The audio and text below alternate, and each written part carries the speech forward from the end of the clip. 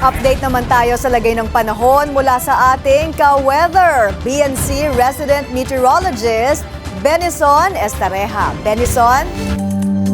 May mainit na panahon at isolated na ulan pa rin ang iiral sa maraming lugar sa bansa at tanging dito lamang sa may northern Luzon, mataas ang tsansa ng ulan dahil sa hanging habagat or southwest monsoon.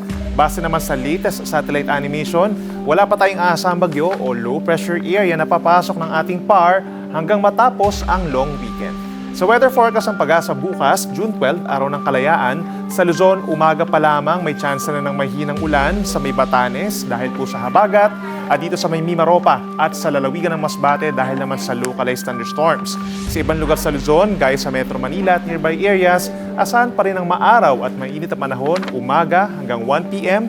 habang sa hapon at gabi may tsansa pa rin ng pulu-pulong ulan lalo na sa may Ilocos Region, Cordillera Region, Zambales, Bataan, down to Occidental Mindoro at maging dito rin sa Metro Manila.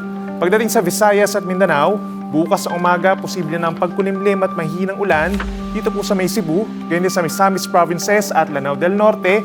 Pagsapit ng hapon, magbaon na po ng payong kung lalabas ng bahay.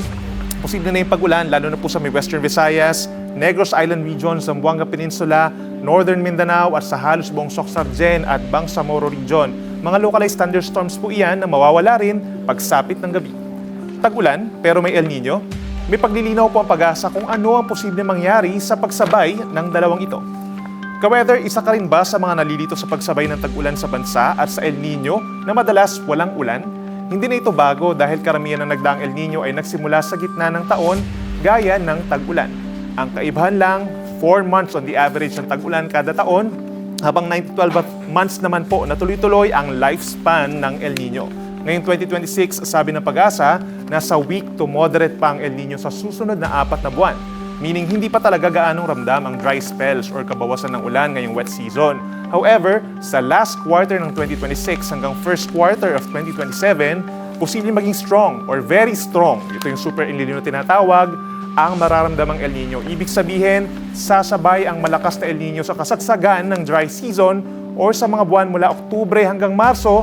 Kaya ka-weather, makinig sa monthly advisory sa Pag-asa tungkol sa El Nino at ngayon pa lamang, iwasan ang sobrang paggamit ng tubig. At yan muna napapanahong balita ngayong Webes. Ako nyo ka-weather Benison Estareja na nagsasabing ang swerte darating sa tamang panahon.